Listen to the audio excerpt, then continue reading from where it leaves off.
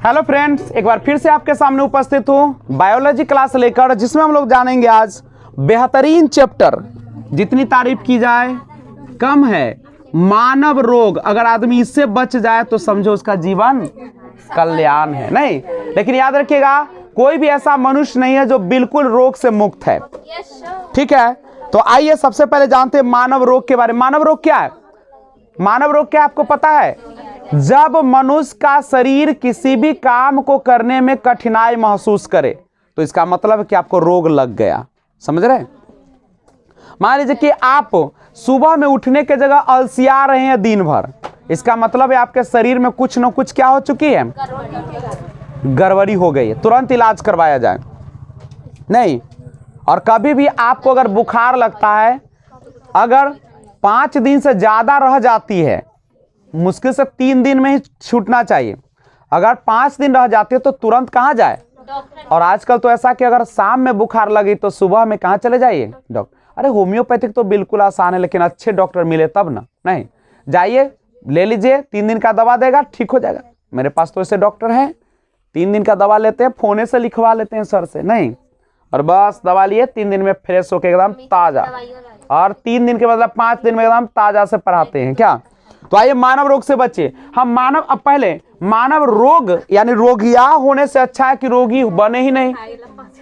सुनेगा, जब आपको रोग पकड़ लिया तो डॉक्टर के पास जाते, तो हम लोग ऐसा करें कि हमको डॉक्टर के पास ही ना जाना पड़े।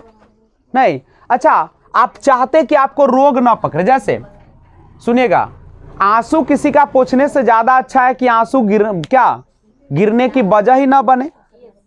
देखो, महान वह होता है जो आंसू गिरने नहीं देता है, अब बुर्बक वह होता है जो आंसू गिरने के बाद पोंछता है। माने आंसू गिरा के पोंछा तो बेवकूफ है, वो आपके लायक महान लोग कौन है? जो आपको आंसू न रहेगा तो पोंछेगा कहां से? तो यहाँ पे भी तो अब मानव रोगे नहीं आने देंगे। अब रोग कैसे नहीं आएगा बताइए?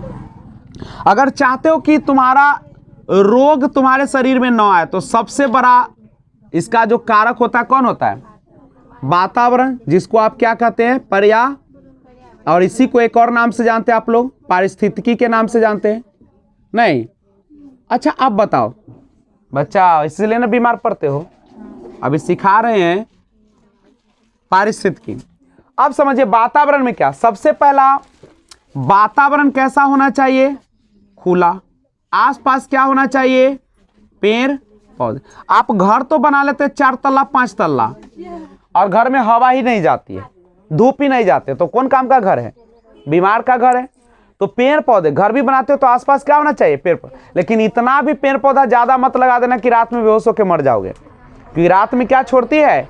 Carbon dioxide. पेड़ पौधे लगाते हो तो उसमें याद रखना, एक नीम का पेड़, पीपल का पेड़ और तुलसी का तो घचघचा दो। नाली उली सब पवित्र जो है सो है, लेकिन नाली उली सब में लगा दो एकदम।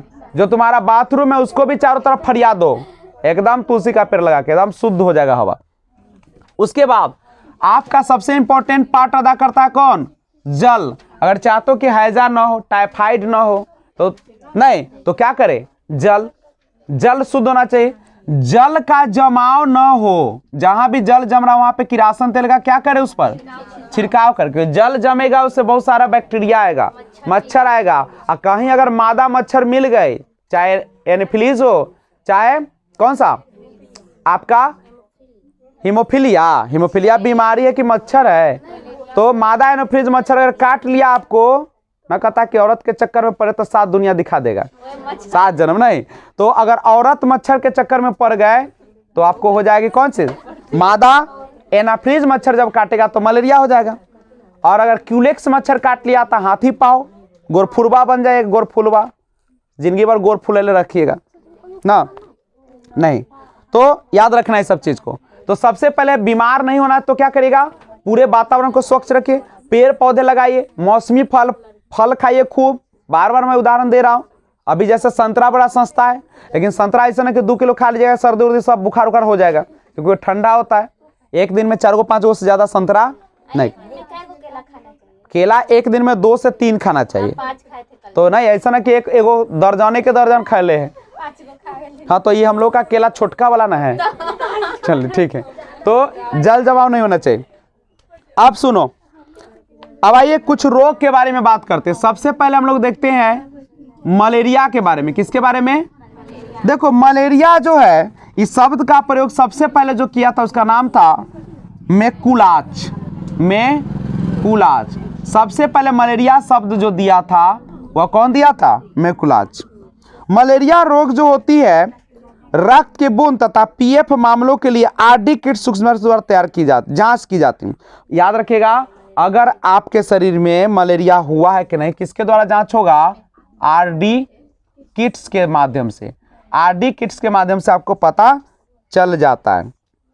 नहीं, उसके बाद मलेरिया जो होती है, अगर कोई व्यक्ति मलेरिया से क्या है, पीड़ित है, तो उसका जो ब्लड होगा, रुधिर होगा, उसमें क्या पाया जाएगा पता है?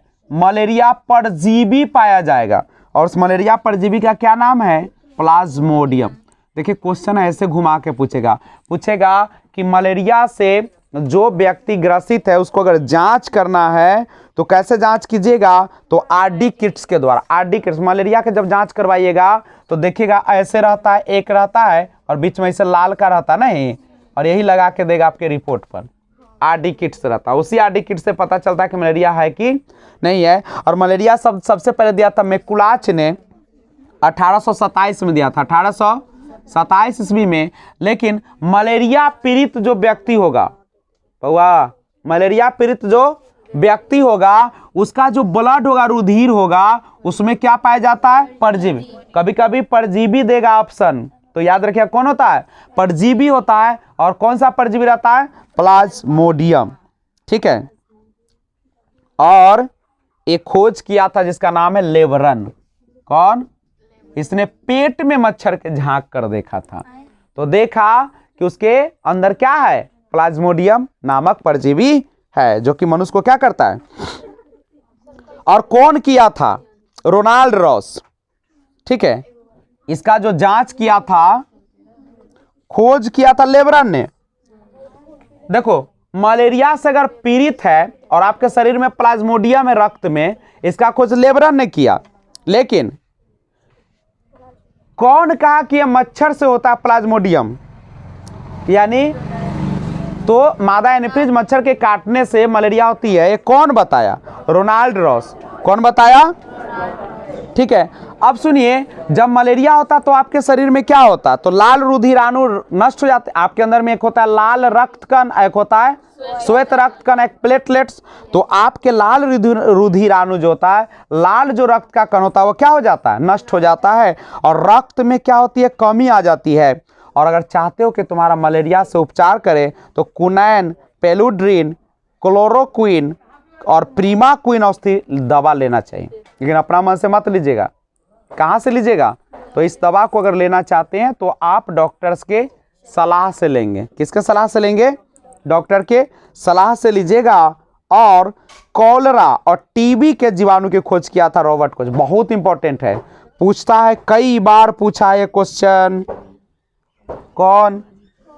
तो कॉलरा की जो खोज किया था, कॉलरा, उसका खोज किया था रॉबर्ट कोच ने किया था, रॉबर्ट कोच ने। और टीबी के जीवाणु का भी खोज किया था। एवं टीबी के जीवाणु, इन दोनों का खोज कौन किया है? रॉबर्ट कोच ने। लेकिन रेबीज का टीका कौन खोजा है? रेबीज का अगर टीका पूछेगा तो जवाब दीजिएगा Louis Pasteur. Louis Pasteur. Rabies का टीका कहाँ पर? सॉरी, रेबीज का जो है, अगर किसी कुत्ते को रेबीज हो चुका है बीमारी, तो जिसको भी काटेगा उसको क्या हो जाएगा? रेबीज। और रेबीज की बीमारी का पता कैसे चलेगा? उसको पानी से डर लगता है। पानी अगर शरीर पर छिटेगा कांप जाएगा पूरा तरीके से। हाँ, पानी से डरता है वो। नहीं तो इसको आप लोग ध्यान में रखिएगा। तो ध्यान दो, लुई पास्चर ने किया। दूध का पास्चुराइजेशन कौन किया है? लुई पास्चर ने। डीपीटी टीका उन्हें डिप्थीरिया, काली खांसी और टिटनेस रोग पर प्रतिरोधक दिया जाता। बाबू ये बहुत इंपॉर्टेंट है, ये आप लोग पढ़े भी होंगे होम साइंस में। नहीं, डीपीटी ये 3 रोग से बचाव के लिए दिया जाता है, याद कीजिएगा। एक है आपका डिप्थीरिया, पूछेगा डीपीटी का फुल फॉर्म या डीपीटी कौन 3 रोगों से बचाता है, तो डिप्थीरिया, काली खांसी और टिटनेस। तो याद रखिएगा, डिप्थीरिया, काली खांसी और टिटनेस, इन 3 रोगों से अगर आप बचाना चाहते हैं बच्चों को तो कौन टीका लगवा लीजिएगा, डीपीटी। बच्चे को लगवा दीजिएगा, ऐसा ना कि अपने लगवा लीजिएगा, ठीक है। आप देखो मलेरिया जो होता है ना बच्चे लोग, मलेरिया वह मादा एनोफिलीज मच्छर के काटने से होता है। परजीवी है प्लाज्मोडियम और प्रभावित करता है तिल्ली या आरबीसी, रेड ब्लड कॉर्पुलस ना। तो आरबीसी याद करना पड़ेगा कि मलेरिया कौन मच्छर से होता है, मादा एनोफिलीज। कौन परजीवी से होता है, प्लाज्मोडियम। किसको प्रभावित करता है, तिल्ली और आरबीसी। लक्षण क्या है, ठंड के साथ बुखार, कभी बहुत बुखार हो जाएगा 104 डिग्री और कभी आ जाएगा 98 पर 99 पर ना। ज्यादा शाम के समय खूब चढ़ता है ना, सुबह में ना। तो डेंगू नामक मच्छर के काटने से डेंगू होता है। कौन, चलो देखते हैं कौन मच्छर है। पायरिया पायरिया का मतलब होता है, पायरिया जो होती है एंट अमीबा जिंजीवेलिस से। जैसा ब्रश कीजिएगा तो आपको ब्लड आएगा दांत से, उसको बोलते हैं पायरिया। अगर सही से इलाज नहीं करवाएगा तो दांत सब झड़ जाएगा, जवानी में बुढ़िया हो जाएगा। तो उसके लिए क्या आती है, उसके लिए एक ही चीज है, आप पुराने ब्रश का ज्यादा यूज ना करें। ब्रश को बार बार क्या करते रहें, वो तो अपने पता चलता है कि कड़ा हो जाता है। ब्रश को चेंज करते रहिए। और अगर आपके मुंह ब्रश करते समय मुंह से ब्लड आती है मस्कूर से, तो तुरंत उसका क्या कराए, इलाज करवाए। मसूर से रक्त निकलता। सोने की बीमारी सीसी मक्खी के काटने से होता है। बहुत नींद के साथ बुखार आएगा। ट्रिपेनोसोमा परजीवी है और मस्तिष्क को प्रभावित कर रहा है। पेचिस जो होता है एंट अमीबा हिस्टोलिका परजीवी से और आंत को प्रभावित करेगा। सिलेस्मा एवं खून के साथ दस्त, नहीं सिलेस्मा और खून के साथ दस्त होगा, उल्टी करेगा खून का।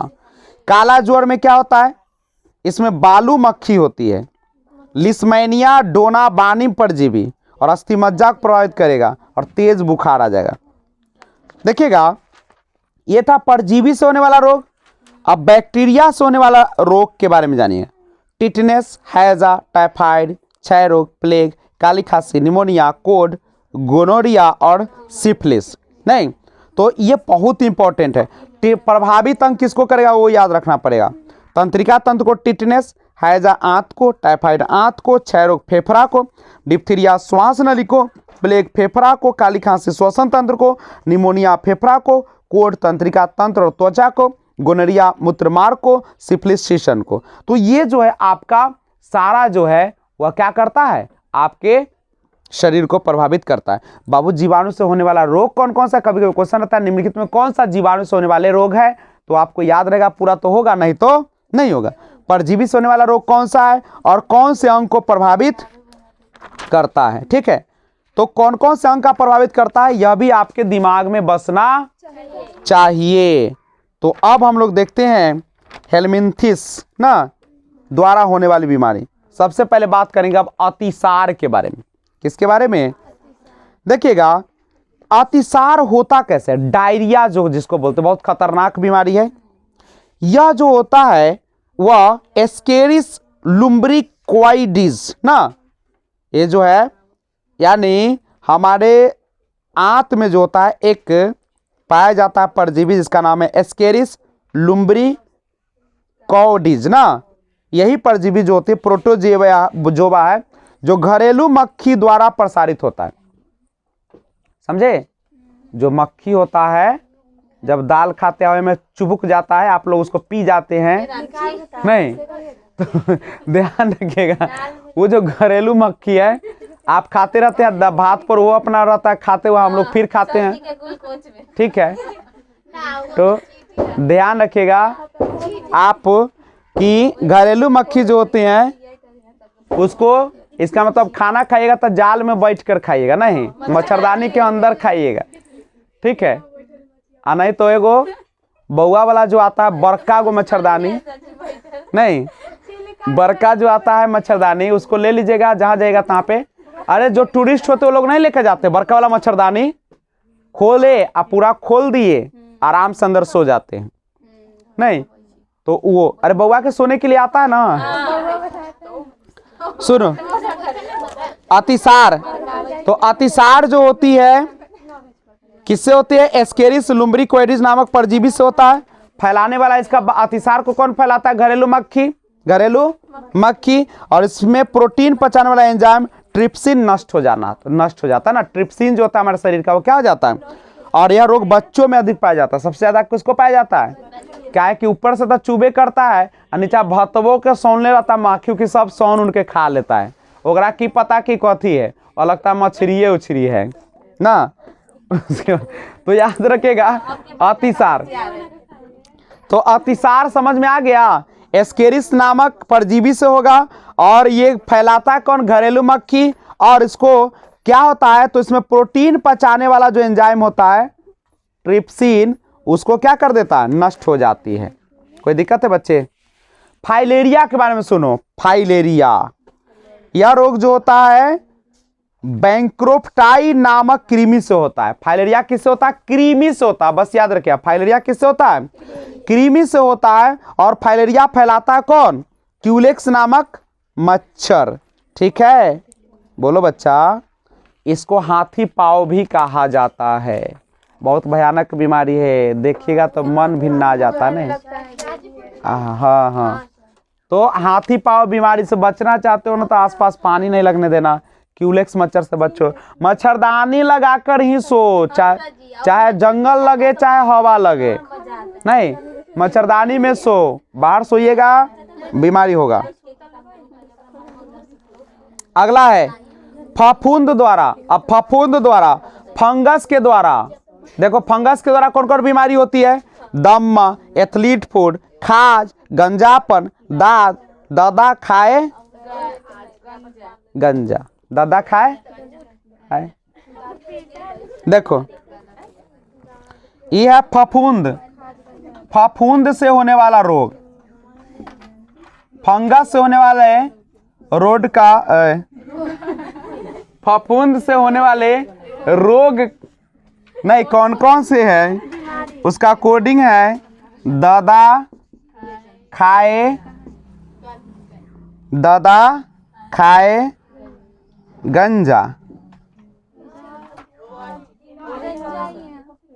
गंजा। देखो द से कौन होगा? दमा। दा से कौन होगा? दाद। खा से कौन होगा?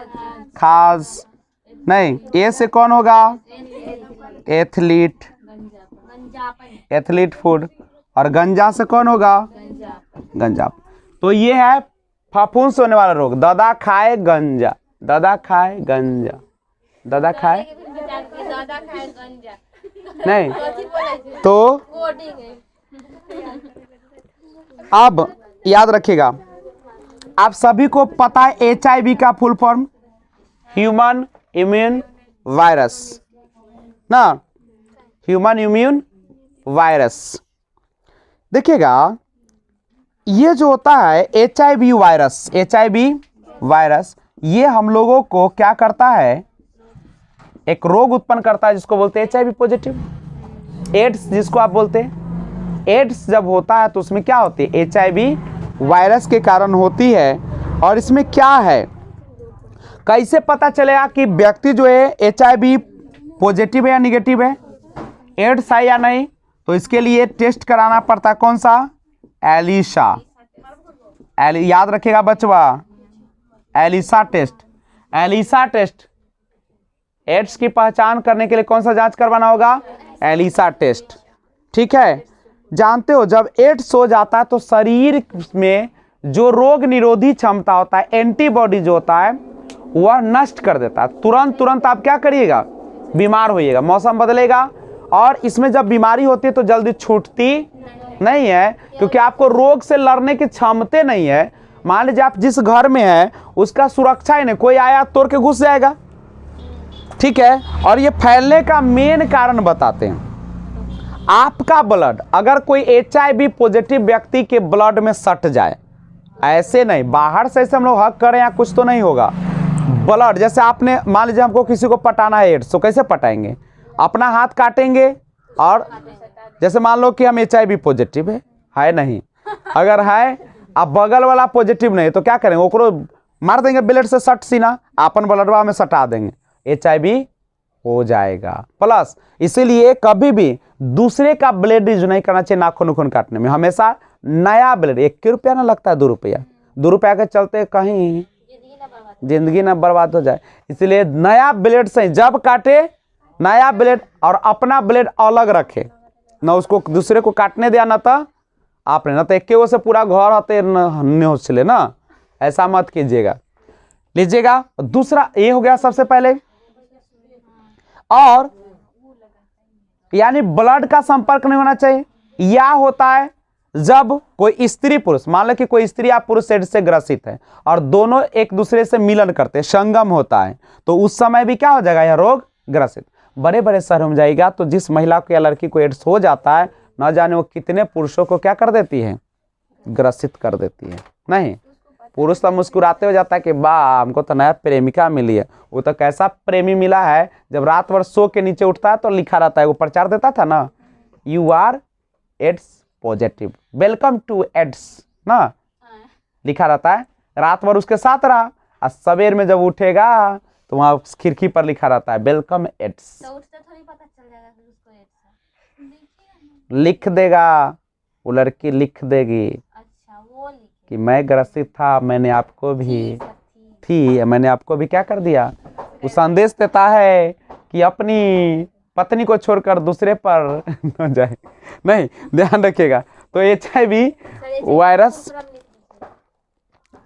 HIV का फुल फॉर्म होता है human immune virus, human immune virus,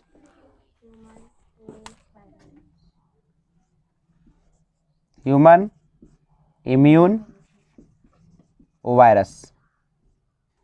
और एड्स का फुल फॉर्म क्या होता है, acquired immune deficiency syndrome. HIV से ग्रसित व्यक्तियों को हमेशा दवा लेते रहना चाहिए और सुरक्षा अपनाना चाहिए। उसका लक्षण क्या है, बार बार बीमार पड़ेगा, एक बार बीमारी हुआ तो जल्दी छूटेगा नहीं,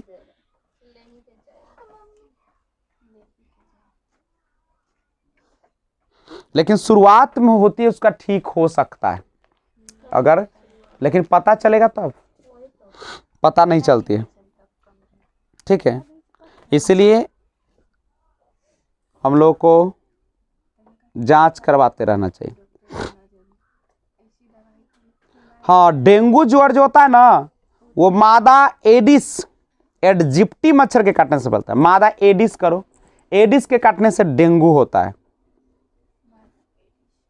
ये प्लेटलेट्स की कमी हो जाती है इसमें। पोलियो वैक्सीन का विकास जोनस साल्क ने और अल्बर्ट शाबी ने किया था। पोलियो वैक्सीन का विकास, डेंगू हो गया, मादा एडिस, सब मादा ही काटती है तो होता है। चिकनगुनिया या दुर्बल बनाने वाली गैर घातक वायरल बीमारी, जिसका प्रयोग भारत में 36 वर्ष बाद 2006 में हुआ। चिकनगुनिया वायरस से होता है। यह मादा एडिस मच्छर मुख्यतः एडिस इजिप्टी मच्छर के काटने से फैलता है। फिर मादा काट लिया। मनुष्य की चिकनगुनिया वायरस का मुख्य स्रोत होता है। मच्छर संक्रमित व्यक्ति को काटकर लोग काटने से होता है, जिससे बीमारी फैलती है। संक्रमित व्यक्ति से यह बीमारी किसी और को नहीं हो सकती है। अब हम लोग जानेंगे, अब देखिए बहुत इंपॉर्टेंट है, एक है ऐसी बीमारी जो आनुवंशिक रोग है। मनुष्य में कुछ ऐसी बीमारी हो जाती है जो आनुवंशिक होता है। आनुवंशिक मतलब समझ रहे हो, जब माने माता पिता को है तो बच्चे को भी क्या होगा। इसलिए शादी विवाह करने से पहले पूरा शरीर का जांच करवा लेना चाहिए। 3500-3600 रुपये लगता है, पूरा बॉडी चेक करवा लेना चाहिए कि कौन कौन बीमारी उसके शरीर में है। ऐसा तो ना कि लड़का या लड़की एड्स से पीड़ित है, तो अब रिपोर्ट बनना चाहिए। शादी जब ठीक हो जाए तो करवे नहीं करेगा, नहीं, लेकिन नियम है कि शादी से पहले क्या करना चाहिए, सब इलाज करवा लड़का इलाज नहीं करवाना, एक पूरा बॉडी फिट जांच आती है, पूरा बॉडी का जांच करवा लेना चाहिए। अब देखें कि लड़की सुरक्षित है या लड़का सुरक्षित है, तभी बंधन में बंधेगा, नहीं तो बंधन नहीं करते। टूट जाएगा। बंद में नहीं करा तो टूटे। आनुवंशिक रोग का भी पता लगवा लीजिए कि कोई खानदान में ये सब बीमारी से तो ना ग्रसित है, नहीं तो उसको भी होगा तो आने वाले बच्चे को भी होगा। समझे? बात समझ के शादी विवाह करिए 25 के बाद। 25 से पहले कीजिएगा तो अनरा कुनरा बेटो बेटी होगा ना। हाँ तो और का। चलिए वर्णांधता, अब सुनो वर्णांधता के बारे में। आनुवंशिक रोग कौन कौन है? वर्णांधता, haemophilia, Turner syndrome, Klinefelter syndrome, Down syndrome, Patau syndrome, ये सब जो है से आनुवंशिक रोग है। अच्छा, वर्णांधता में क्या होता है? जो होता है लाल और हरा रंग को पहचान नहीं पाता है। जो बच्चा इससे ग्रसित होता है उसको लाल और हरा में पता नहीं चलता, लाल है कि हरियर है पता न चलता है। इसमें क्या होता है, स्त्रियों में यह तभी होता है, ये रोग केकरा होता है पता है? पुरुष को होता, महिला को नहीं होता है। रखती है महिला उसका गुण, लेकिन ग्रसित कौन होती है? ये ललका हरियरका वाला बीमारी लड़के के होगा, लड़की को नहीं होता है। ओकरा सब, तभी तो लड़की ऐसे भी कलर पहचानने में माहिर होती है। नहीं तो याद रखिएगा, इस रोग की वाहक कौन होती है? वाहक पूछेगा स्त्रियां, वाहक होते स्त्री, अग्रसित कौन है? स्त्री। वर्णांता रोग रहेगा ना आपको, वाहक है तो लड़का को होगा, बेटवा बेटिया को होगा, और बेटिया को ना होगा। गुणवा रखेगी बेटिया। वाहक कौन होती? स्त्रियां। हीमोफीलिया, हीमोफीलिया क्या होता है पता है? इसमें रक्त का थक्का ही नहीं बाहर बनता है, शरीर के अंदर, सुन रहे हैं पूनम, शरीर के अंदर रक्त ना जमता, हम लोग का जमेगा तो मर जाएंगे। किसके कारण? हिपैरिन। और रक्त का थक्का बाहर कट जाता था, जिसको नहीं बनता है वह विटामिन के कमी के कारण। समझ रहे हो? तो जब कोई का खून ना बंद हो तो तुरंत एगो सुइया मार देना विटामिन के का। सुनिएगा, अगर किसी व्यक्ति को हीमोफीलिया है, माँ बाप को अगर हीमोफीलिया है तो बच्चों के होगा, जांच करवा के सब करना। नहीं तो हीमोफीलिया रोग से व्यक्ति अगर है, जब चोट लगेगी या कट जाएगा तो आधा घंटा से 24 घंटे तक ब्लड, रक्त का थक्का नहीं बनता, कभी कभी इसकी मृत्यु भी। तो वैसे व्यक्ति को हमेशा क्या करना चाहिए? उसको उतार चढ़ाव वाले जमीन से या औजार जो होते हैं, नहीं, उस सब से दूर रखना चाहिए। यह रोग होता है केवल पुरुषों में, और यह रोग स्त्रियों में रोग तभी होगा जब दोनों गुणसूत्र, दोनों एक क्या प्रभावित हो। रोग की वाहक स्त्रियां, और सबसे पहले विक्टोरिया से प्रारंभ हुआ था, महारानी विक्टोरिया से, ब्रिटेन की महारानी। टर्नर सिंड्रोम क्या है समझो? गुणसूत्र हम लोगों में कितना होता है? 46 गो, लेकिन जब टर्नर सिंड्रोम होगा तो 45 गो रहेगा, 45 हो जाएगा। गुणसूत्र कितना हो जाएगा? लेकिन यह रोग जो होता है स्त्री में होता है, ठीक है। यानी देखो, इस रोग से अगर विकसित, इस रोग से अगर कोई ग्रसित है तो वह बांझ हो जाएगी औरत। समझे? मतलब इसका शरीर जो होता है ना, अल्प विकसित होगा, देखने में क्या होगा? बिल्कुल छोटा होगा, वक्त चपटा रहेगा, और जननांग प्राय अविकसित होता है, जिससे वह बांझ होती है। समझ गए? अब एक समझो, किसी को बच्चे नहीं हो रहे तो केवल स्त्रियां ही उसका दोषी नहीं है। कभी कभी क्या होता है कि पुरुष का जो शुक्राणु बनता है उसको कुछ लिमिट होता है कि इतना मिलीग्राम होना चाहिए शुक्राणु, लेकिन अगर उतना स्राव नहीं होता तो फिर वह महिला कह सकते कि गर्भ धारण नहीं कर सकती। अगर पुरुष में भी ज्यादा शराबी उराबी होगा, ठीक है, तो ज्यादा लीकर जो सेवन करता है वह भी पुरुष कभी कभी क्या हो जाता है, वह भी पुरुष स्त्री से बच्चे को जन्म नहीं दिलवा सकता है। समझे? तो अगर किसी को बच्चे नहीं हो रहे तो जांच केवल स्त्री का नहीं करवाना चाहिए, पुरुष का भी जांच करवाना चाहिए। लेकिन पुरुष नहीं करवाता है जल्दी कि बाप रे हमरा में कमी निकल जाए, नहीं, हाँ ये करता है, ठीक है। इसलिए दोनों में हो सकती है गड़बड़ी। और कोई भी स्त्री माँ बन सकती है, अब उसके लिए परख नली नहीं, आप निषेचन करवा के वो बन सकती है। लेकिन आप आजकल तो फैशन है कि आजकल लड़कियां लोग माँ ही नहीं बनना चाहती है। क्यों नहीं बनना चाहती है? क्योंकि जिंदगी भर स्मार्ट रहे, जवान बनी रहे, बुढ़ापा नहीं आए कभी नहीं। यहाँ तो कम, जब आप विकसित देश में जाएंगे अमेरिका में, तो बहुत सारी शादियां इसीलिए टूट जाती है क्योंकि बच्चे को जन्म देना नहीं देना चाहती है। वो क्या करती है, परखनली शिशु वाला, कोख की माँ नहीं, भारे की माँ से बच्चे जन्म देते हैं, अपना पेट से नहीं देगी, ताकि स्मार्ट रहे, चमकते रहे, बुढ़ारी लगेगा, झिलमिलाते रहे। हमारी भारतीय माँ है, अगर उसको समझाया जाए तो नहीं समझ में नहीं करती है। वो कहेगा कि हमरा अपन बच्चा चले, तोरे बच्चा रहता हो, बाकी दोसर जन्म देते हो ना। बुर्बक को कौन समझाए। चलो, क्लीनेफेल्टर सिंड्रोम, यह रोग पुरुष में होता है। देखो, टर्नर सिंड्रोम में 45 को हो जाता है गुणसूत्र, जब क्लीनेफेल्टर सिंड्रोम में जाओगे तो 47 हो जाएगा, वो बढ़िए जाएगा।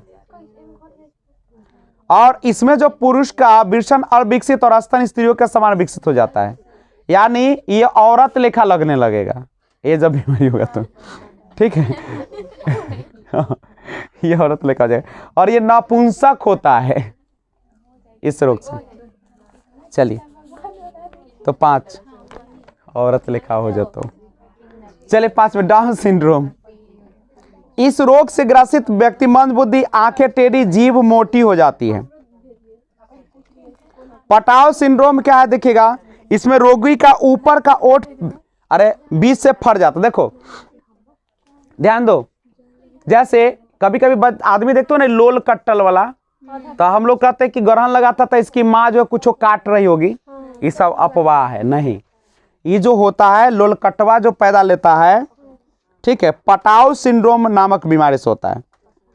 ये जो लोल है ना आपका, ठीक है, ये लोल के बीच ये जो है अलग करने वाला, यह कट जाता है, दोगो हो जाता है लोलवा ना। तो इस रोग में मंदबुद्धि, नेत्र रोग आदि से ग्रसित होगा। पटाव सिंड्रोम बीमारी है। हाँ, एक वो दूसर चीज है। पटाव सिंड्रोम जो होता है, ऊपर का ओठ बीच से कट जाता। जब माँ के गर्भ में बच्चा रहता है ना, डॉक्टर कहता है ना कि 15-15 दिन पर इलाज करवाइए। क्यों कहता है? अल्ट्रासाउंड के माध्यम से वो जांच करते रहता है कि बच्चा सही से है या। कभी कभी होता है कि उंगली चाहे बहुत सारा बच्चा उल्टा रहता है, चाहे बहुत सारा चीज है। जनरली सिर तो नीचे रहना चाहिए, कभी कभी सिर ऊपर हो जाता है, पैर। तो अगर सही से इलाज नहीं करवाइएगा तो वही बाद में ऑपरेशन के द्वारा बच्चा सब होता नहीं। और जब माँ गर्भ धारण करती तो उसको काम करना चाहिए ताकि चर्बी ना हो, वसा ना बढ़े, तभी नॉर्मल डिलीवरी होगा। अगर आजकल देख तो अधिकांश माँ को नहीं ऑपरेशन के माध्यम से बच्चा होता है। क्यों होता है? चूंकि वो आराम एकदम एगो बच्चा ना रख ली पेट में कि पता चलता है दुनिया के पोस रही है हाथिया वाले का नहीं। तो उस समय उसको ना काम करते रहना चाहिए। हाँ, भारी चीज उठाना नहीं चाहिए, सीढ़ी उढ़ी पर चढ़ने से बचना चाहिए क्योंकि हो सकता है गिर जाए, चाहे बहुत सारा चीज हो जाए, लेकिन काम करते रहना चाहिए। नहीं, आप देखते हैं पहाड़ी लड़की सबको प्रेग्नेंट रहती है फिर भी पहाड़ पर चढ़ती है, नहीं कोई दिक्कत नहीं होती है। समझ रहे हो? तो काम करते रहना चाहिए ना कि एकदम बेड रेस्ट में आ गए। बेड रेस्ट लिखता है जब बीमारी से ग्रसित या कुछ गड़बड़ी होता है तब, ऐसे नहीं लिखती है ना। तो ये सब है आनुवंशिक रोग है। कौन रोग है? आनुवंशिक रोग होता है जो आपका कौन चीज से होता है? माता पिता ग्रसित है तो बच्चे में भी होने की संभावना रहती है। कोई दिक्कत है तो बोलो। कुछ और बीमारियां है जैसे पक्षाघात या लकवा। लकवा बहुत खतरनाक बीमारी है। अगर एक बार आपको लकवा मार दिया, समझो, मान लीजिए लकवा कई तरह के, एक होता है कि हल्का सा असर आती है, आंख उकटेर होना शुरू हो जाएगा, पलक झपकना बंद हो जाएगा, ये हल्का वाला है, मुंह से शुरू होगा। अगर उसको ठीक से इलाज करवाए तो ठीक हो जाएगा, लेकिन वो लक्षण है पहली बार। जैसे पलक है तो ऐसी रहेगा, गिरवे नहीं करेगा, ऐसे करना पड़ेगा। समझे, मुंह कभी टेंट होने लगेगा तो शुरुआत है वो, अगर उस समय इलाज करवाया जाए तो ठीक हो जाएगा, दवा कोर्स पर खा ले जाए। नहीं तो अगर लकवा कभी कभी होता है कि शरीर का आधा भाग शून्य हो जाएगा, इन्ने वाला आंख फरफरा रहा है, इन्ने वाला आंख अस्थिर हो गया, इन्ने वाला कनवा हिलवे नहीं करेगा, इन्ने वाला हाथवा ऐसे, ये जो है लड़ पुआर, इनमें से जान खत्म हो जाती है। समझे, आधा शरीर काम करेगा, आधा शरीर काम ही नहीं करेगा, ऐसे लटकल है तो लटकल है ऐसे तो वो कभी ठीक नहीं होता। नहीं। आज तक देखा गया कि लकवा जिसको मार गया है बहुत से 4 साल 5 साल जिएगा, वो एगो क्या कहते हैं गते है, मर जाएगा। अरे आधा अंगे नहीं काम करेगा, आधा पेट है, आधा पेटवे नहीं काम करेगा तब पचेबा करने, आधा गोर और कुछ नहीं काम है, सब शून्य हो गया। समझे, तो ये याद रखना। शर्त ये तो आदमी का दाल बोलते हैं वो खाने से ज्यादा जल्दी। अब सुनो एक बात और, खेसारी का दाल, खेसारी के दाल, इसलिए तो अपने देश में खेसारी का दाल मना है, याद रखना तुम लोग भी, खेसारी का दाल नहीं खाना, हाँ वो लकवा का कारण है। खेसारी का अथी जो बनाते हो नहीं बनाना, कौन चीज खेसारी का वो नहीं बनाते हो, मेथौरी वो तो उर्दी का बनता है। और उर्दी का। हाँ हाँ हाँ, चलिए लकवा देखो, इसमें क्या होता है कि आधा शरीर को लकवा मार जाता है, तंत्रिका तंत्र काम करना बंद कर देता है, रक्त दाब के कारण मस्तिष्क की कोई धमनी का फट जाता है। देखो कैसे कैसे होता है समझो, रक्त दाब के कारण, जैसे हमारे शरीर में ब्लड चल रहा है ना, कभी कभी होता है कि ब्लड प्रेशर ज्यादा हो जाए, ज्यादा भी हो जाएगा ब्लड प्रेशर तब भी घातक, कम हो गया तब भी घातक। अगर ज्यादा ब्लड प्रेशर हो, जैसे पाइप पानी दे रहा है, ये पानी है ना है, मान लो कि आपके पाइप है, नलिका है जिसके माध्यम से ब्लड आपके शरीर में जाती है। अब मान लो कि तुम्हारा ये जो है यहाँ पे किडनी, वो ज्यादा आपको पंपिंग करने कस के मार दे, तो तब देखो जा रहा पैपा फटेगा कि नहीं। तो वो ज्यादा करता क्यों? तो ध्यान रखो, करता नहीं है, आपके शरीर में जब कुछ कमी हो जाती है, चाहे बहुत सारा दिक्कत आती है, तब ना आप दौड़ते नहीं है। आप 1 किलोमीटर रोज दौड़िए, कुछ ना होगा, आपका ब्लड ठीक रहेगा। नहीं ब्लड, सुनो, अगर आपका बच्चा हाई ब्लड प्रेशर होगा ना, तो कभी कभी क्या हो जाता है, आपकी जो धमनी होती है फट जाती है, ठीक है, और मस्तिष्क में अपर्याप्त रक्त की आपूर्ति, आप मस्तिष्क को दीजिएगा नहीं ब्लड जितना जरूरत है, तो क्या करेगा, वो शून्य बना देगा। जैसे कभी कभी बैठते हैं तो देखते हैं एक जगह बैठल रहते हैं, पैर मोड़ के तो नस मुड़ जाता, तो झुनझुन्नी आ जाता है नहीं। तो अगर चाहते कि लकवा से बचे तो अपने ब्लड प्रेशर को हमेशा नियंत्रित रखे, चलने उसके लिए दौड़ना पड़ेगा। समझे। एलर्जी क्या होता है, एलर्जी ओए बउआ लोग, एलर्जी क्या है पता है, दुनिया में हर व्यक्ति को किसी ना किसी चीज से एलर्जी होती है। जैसे एलर्जी क्या है समझते हो, पढ़ रहे हो बच्चे, आए, एलर्जी का मतलब होता है किसी चीज से अगर आपके शरीर को हानि पहुंचे, तो याद रखिएगा जब आपके शरीर में किसी दूसरे चीज से आपको नुकसान होने लगे तो समझो कि क्या है उससे एलर्जी, तो कभी भी उसका सेवन या उससे दूर रहना चाहिए। जैसे कुछ लोगों को धूल से, धुआं से, कपड़ा से भी होता है किसी चीजों को, कुछ कपड़े से, सर्दी किन्हीं विशेष व्यक्तियों के लिए हानिकारक हो जाते हैं और उनके शरीर में विपरीत क्रिया होने लगती है, जिससे अनेक बीमारी, जैसे खुजली होना शुरू हो जाएगा, फुंसी आ जाता है, सूजन हो जाएगा शरीर में, काला दाग आ जाएगा, एक्जिमा आदि एलर्जी के उदाहरण है। देखते हो कभी कभी नए जगह पर जाते हो, पूरा शरीर में क्या होने लगता है, एक दाना दाना लाल लाल होने लगता है, नोचने लगता है, तो हमें उस स्थान पर नहीं जाना चाहिए।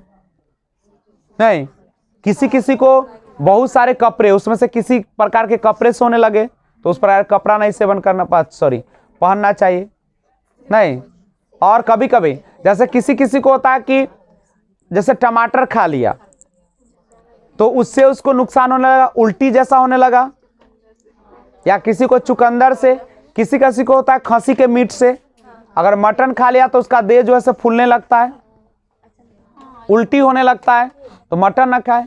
किसी किसी को चिकन से, किसी किसी को फिश मछली से, यानी किसी किसी को दूध से भी होता है। तो जिस चीज से आपको एलर्जी है आप उससे क्या करें, उसका एक ही इलाज है कि उसको शौक से ना, जैसे बहुत कुछ लोग होते हैं जिसको मटन से क्या होता है फुंसी या एलर्जी हो जाता है, और फिर भी शौक से तनका खा ही को देख ले, अब पानी चढ़वा लेगा 4 बोतल नहीं। तो सर मृत्यु से होता है। किसी किसी को होता है कि रंग से भी एलर्जी होता है, रंग लगा दीजिएगा तो हम फूल जाएगा मुंह। अब सिफ्रोजीनिया क्या समझो, सीजोफ्रीनिया। बाबू सुनो, सीजोफ्रीनिया तुम जैसे लोगों के ही होता है, युवा लोगों को होता है। ये कल्पना को ही सत्य मानता है, वास्तविकता को नहीं। ऐसी लोग आलसी, अलगावहीन, आवेशहीन होते हैं। क्या है, समझ में आया? इस सुतल सुतल सपना देखेगा ना कि हम पूरा दुनिया के राजा बनेंगे, पूरा हमरे अनुसार चलेगा, तुरंत भर में वो बिस्तल्ला बना लेगा, तुरंत भर में भिखार बनेगा। तो ये बीमारी है। हाँ, एक बीमारी है तो ऐसे देखा सीजोफ्रीनिया। सीजोफ्रीनिया क्या है? ये कल्पना में जीता है ना, ये दूसरे के पत्नी के देख कर लगता है हाँ हमरे पत्नी है, लेकिन हाँ दूसरे के पत्नी को देख कर बाप रे मेरी पत्नी है, इतनी खूबसूरत। ये ना, ये जो है युवा वर्ग में होता है, खासकर कल्पना को सत्य मानेगा, वास्तविकता को अगर तुम कहोगे ना कि इतना मेहनत करोगे तो इतना बढ़ोगे, नहीं मानेगा। उस सुतल सुतल सपना देखा कि रिजल्ट रहता है कल हम बिहार टॉपर बनेंगे, हम मेरा ऐसे बुलाहट आएगा, ऐसे हम स्टेज पर चढ़ेंगे। इसका नाम है सीजोफ्रीनिया। इसका क्या नाम है? ये आलसी होता है आदमी, कोरिया होता है, अलगावहीन होता है, सबसे अलग रहेगा। कौन रहेगा एकरा जोरे रे? हैं? एकरा सही बात बताओगे तो झूठ लगता है, झूठ बताओगे तो सही लगता है। मिर्गी बहुत खतरनाक रोग, इसे अपस्मार रोग कहते हैं। यह मस्तिष्क के आंतरिक रोगों के कारण होती है। इस रोग में जब दौरा पड़ता है तो मुंह से झाग निकलता है और मल पेशाब भी निकलता है। देखो, जिस व्यक्ति को मिर्गी का बीमारी है ना, कभी देखे हो जब थाइमेट पहले खा लेता था, चाहे ये सल्फास का गोटी, तो मुंह से झाग निकालेगा। सांप काटता है तो भी झाग निकलता है, फेन लेखा निकलेगा पेट में से। तो मिर्गी वाला होगा ना, जब दौरा पड़ेगा तो फेन लेखा थूक निकालेगा, आहा पानी लेखा। सुन और नहीं, एकदम पैखाना पेशाब सब उसने भीरे में कह देगा। ये बहुत खराब बीमारी है। सर तो ये ठीक कैसे होला? इसको ठीक अगर ठीक है, दवा इसका इलाज करवाओ, हम डॉक्टर तो नहीं है। उसी समय अगर नहीं उसी समय डॉक्टर इलाज करता है, और कौन करेगा? कहीं भी हो जाता है। उसके लिए कुछ दवाई होती है जो पास में रखना पड़ता है, पास में दवाई रखनी पड़ती है उसे लोगों को, और अगर उसको अकेले छोड़ दिया जाए तो मर भी सकता है।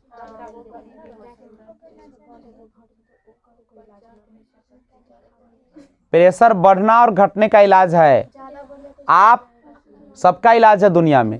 आप प्रेशर को बढ़ने ना दीजिएगा, इसका कारण एक ही है कि आपने खाने पर कंट्रोल करे, वसायुक्त भोजन कम ले, दौड़ना मेन है। तेल मसाला कम है। ठीक है। डिप्लोपिया क्या है? यह रोग आंख की मांसपेशियों के पक्षाघात के कारण होता है। कैंसर क्या है? मनुष्य के शरीर के किसी भी अंग में त्वचा से लेकर अस्थि तक यदि कोशिका वृद्धि अनियंत्रित हो तो इसके परिणाम स्वरूप कोशिकाओं में अनियमित गुच्छा बन जाता है। सुनो बच्चे, कैंसर के बारे में जानो। किसी भी अंग में त्वचा से लेकर अस्थि तक यदि कोशिका वृद्धि अनियंत्रित हो तो इसके परिणाम कोशिका में अनियमित गुच्छा बन जाता है। अगर आपके शरीर में कहीं पर गोली जैसा दिखे और उसको दबाने पर, ओए बच्ची सुनोगे नहीं, अगर किसी भी शरीर के अंग में गोली लेखा रहे, ठीक है, और गिल्टी जिसको बोलते हैं, और उसमें दर्द और दाबने उबने पर कोई असर ना हो, तुरंत डॉक्टर के पास जाए। वो एक कैंसर का लक्षण है, शुरुआती है। अगर उस समय इलाज करवाए तो ठीक हो जाओगे, और नहीं तो फिर ठीक। अरे कभी कभी होता है ना कि कहीं कहीं पे देखना गोल बन जाएगा, वो बज्जर रहता है, वो नहीं है, दुखता ही नहीं है वो, वो तो घाव रहता है, तो घाव होता दुख, वो नहीं दुखेगा, उसको दाबोगे ना कुछ भी वो नहीं, वो तो कुछ नहीं होगा, ठीक है, तो दुखेगा नहीं। तो उसका क्या कीजिएगा आप लोग तुरंत, अरे कुछ नहीं है, गिल्टी अगर शरीर में बन रहा है ना कहीं पे, तो उसको क्या करना चाहिए, डॉक्टर के पास चले जाना चाहिए, समझे।